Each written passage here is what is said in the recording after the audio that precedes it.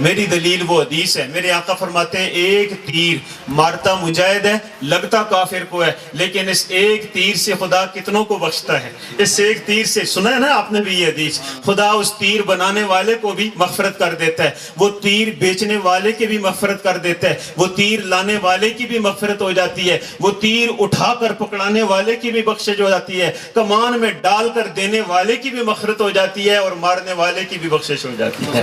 اس کا مطلب یہ ہے اگر شادی ہے اور نکاح ہے، یہ شادی اور نکاح ہماری بخشش کا ذریعہ ہے. کس طرح میں اس پر بھی ایک دلیل دینے لگا ہوں، اس لیے یہ بات کہی ہے. میں دلیل دیتا ہوں. آپ اور میں یہ کہتے ہیں ہمارا بچہ خراب ہو گیا، ہم نے اس کی یہ خبریں سنی ہے، رات کو میاں بیوی سر جوڑتے ہیں اور کہتے ہیں اس کا کوئی اور حل نہیں ہے، یہ ادھر ادھر مشکیں مارتا ہے، یہ ادھر ادھر دائیں بائیں. اس کا آسان حل یہ ہے جلدی جلدی ہم رشتہ طے کر دیں. اور کرنا میری بات، میری دلیل سننا. ہم رشتہ طے کر دیں اور رشتہ طے کر کے بڑی پاکیزہ طریقے سے اس کا نکاح اور شادی کر دیں اور اس کو یکسو کر دیں. کہتے ہیں یا نہیں کہتے؟ اس کا مطلب ہے شادی دنیا میں اگر حیا اور پاک دامنی کی حفاظت کرتی ہے تو یہ شادی آخرت میں جنت کی بھی انشاءاللہ یہ ضامن ہوگی. دنیا میں جب یہ حیا دیتی ہے، دنیا میں جب بے حیائی سے چھڑاتی ہے، دنیا میں جب یہ لوفر پنے سے چھڑاتی ہے، دنیا میں جب یہ ظلموں سے اور گناہوں سے چھڑاتی ہے، تو بتاؤ یہی شادی پھر جنت میں جانے کا ذریعہ بنے گی یا نہیں بنے گی؟ یہ میری دلیل ہے. میں عرض کرتا ہوں شادی کا بھی ایک ڈھانچہ ہے، نکاح کا بھی ایک ڈھانچہ ہے. وہ ڈھانچہ کیا ہے؟ اب غور سے سننا. شادی 4 چیزوں کا مجموعہ ہے. میں ہندو کی شادی نہیں ڈیفائن کر رہا، میں سکھ کی شادی نہیں تشریح کر رہا، میں یہودیوں اور عیسائیوں کی شادی کی تشریح نہیں کر رہا. میں اس شادی کی تشریح کر رہا ہوں جو مدینے کے تاجدار 2 جہانوں کے سردار نے ہمیں شادی بتائی ہے. اچھا، اس لیے اس شادی میں وہ چیز نہیں آئے گی جو ہندوؤں نے ہمیں دی ہے، اس شادی میں وہ چیز نہیں آئے گی جو سکھوں نے ہمیں دی ہے. اور خفا نہ ہو جائیں، ہمارے بزرگ بیٹھے ہیں، ہمارے ساتھی بیٹھے ہیں. میرے والد صاحب کو فوت ہوئے 22-23 سال ہو گئے، 98 میں فوت ہوئے. میرے والد صاحب کہا کرتے تھے جھگڑے گاؤں میں، اور جھگڑے میں اب تک وہ ترمسال کا نشان موجود ہے جو اب مسجد کے اندر داخل ہو گئی ہے. ترمسال تھی ہندوؤں کی، اب وہ ہم نے مسجد کے اندر جو ہے وہ شامل کر دی ہے. اس ترمسال میں ہندو ہوتے تھے، ساتھ مسجد تھی، مسجد میں مسلمان ہوتے تھے. میرے والد صاحب کہا کرتے تھے کہ ہندو شادیوں کے موقع پہ ڈول بجاتے تھے، اور 14 صدیوں سے خوشی کے موقع پہ ڈول بجانا کبھی مسلمانوں کا طریقہ نہیں رہا ہے. یاد رکھنا، کبھی نہیں رہا ہے. یہ ہندوؤں کا طریقہ ہے کہ خوشی کے موقع پہ کیا بجانا ہے؟ ڈول بجانا ہے، ڈانس کرنی ہے، ناچ کرنا ہے. یہ ہندوؤں نے دنیا کو دیا ہے، اور کسی مذہب کا نہیں ہے، اور اسلام کا تو ہے ہی نہیں. لیکن اس پر بھی میرے والد صاحب کہا کرتے تھے ہندوؤں کی بارات ہوتی تھی، شادی ہوتی، اور 100-200 آدمی جا رہا ہوتا، آگے آگے وہ ڈول والے جا رہے ہوتے. 2 موقعوں پہ یہ ڈول بند ہو جاتا تھا. یہ میرے والد صاحب کی بات ہے. 2 موقعوں پہ یہ ڈول بند ہو جاتا تھا. فرماتے تھے پہلا موقع جب مسلمانوں کی مسجد 40 قدم دور رہ جاتی، 40 قدم کا فاصلہ رہ جاتا، تو ان کا ایک بابا آگے نکلتا اور کہتا بند کر دو، مسلمانوں کی مسجد قریب آ گئی ہے، مسجد قریب آ گئی ہے. فرماتے تھے دوسرا موقع ہندوؤں کا ڈول جس وقت بند ہوتا تھا وہ موقع تھا بج رہا ہے، اپنی ٹون پر ہے، اپنے عروج پر ہے، اور گانے والے گا رہے ہیں، ناچنے والے ناچ رہے ہیں. لیکن فرماتے تھے ہم نے دیکھا ہندوؤں کا ڈول اس وقت بند ہوتا جب مسلمانوں کی مسجد سے اذان کی آواز بلند ہوتی تھی.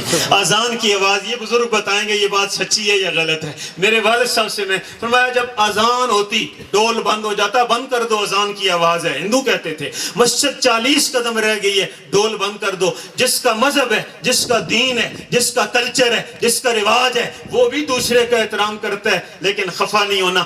آج ہم نے اتنی اتاری ہے کہ مسجد کی گلی میں بھی بج رہا ہوتا ہے اور شہری کے وقت بھی بج رہا ہوتا ہے یا نہیں؟ بے شک. بلکہ ہمارے لوفر نوجوان شہری کے وقت کہتے اب ذرا چوندا لگاؤ تاکہ آخری وقت ہے، اب ذرا چوندا سا آخری گانا ذرا ایسا ہو تاکہ اب یہ مجرا ختم ہو رہا ہے. اللہ ہمیں سمجھ نصیب فرما دے.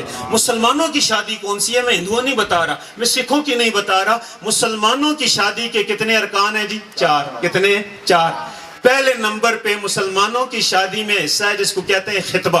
عربی میں اس کو خطبہ کہتے ہیں، ہماری اردو میں اس کو کہتے ہیں منگنی. عربی والے اس کو خطبہ کہتے ہیں، اور قرآن مجید کی دوسرے بارے میں یہ لفظ آیا ہے، خطبۃ النساء کے لفظ سے یہ لفظ آیا ہے. خطبہ پہلی چیز ہے. نمبر 2 شادی کا دوسرا رکن ہے جس کو کہتے ہیں نکاح. تیسری چیز ہے شادی کے اندر جس کو کہتے ہیں رخصتی. اور چوتھی چیز ہے مسلمانوں کی شادی میں جس کو ولیمہ کہتے ہیں. کتنی چیزیں ہوگی؟ میں پھر دہراتا ہوں، ایک ایک بات ان چاروں پہ ذکر کروں گا کہ ہماری مسلمانوں کا ورثہ کیا ہے. ہم مسلمانوں نے اپنا چھوڑا ہے، دوسروں کی ہر شے لے لی ہے اور دوسروں کی ہر شے پسند. اور جن کو دوسروں کی چیزیں پسند آتی ہیں وہ بھی سنا دوں.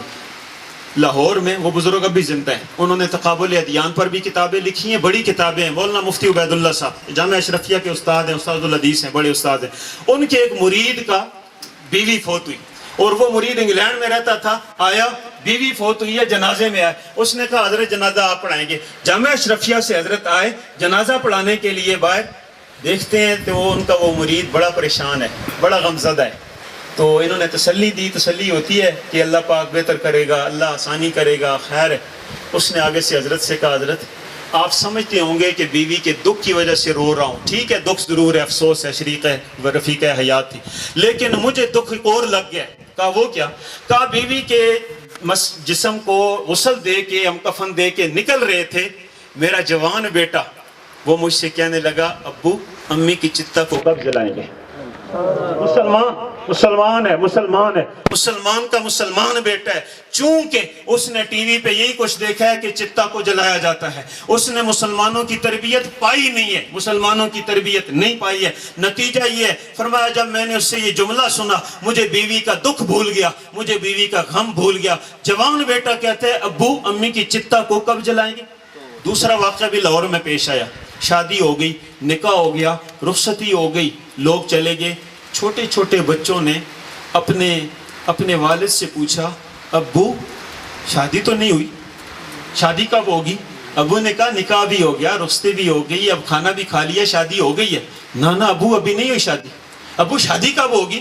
کہا شادی تو ہو گئی ہے، نکاح بھی ہو گیا، رخصتی بھی ہو گئی، کھانا. اب بچوں کی بات سنیں. بچے کہنے لگے ابھی وہ پھیرے تو ہوئے نہیں ہیں، ابھی وہ پھیرے تو ہوئے نہیں ہیں، موم بتیاں تو جلی نہیں ہیں. اس کا مطلب یہ ہے یہ پھیرے کون لگاتا ہے؟ مسلمان لگاتا ہے یا ہندو لگاتا ہے؟ یہ ہندوؤں کے پھیرے ہیں، یہ موم بتیاں ہندوؤں کی ہیں. لیکن وہ مہندی، یہ پھیرے، یہ ملنی، یہ تریا اور یہ جو ہے وہ ڈول بچے نے ٹی وی پہ دیکھا، اس نے سمجھا شادی اس کو کہتے ہیں. اور ہمارے حکیم ریاض صاحب فوت ہو گئے.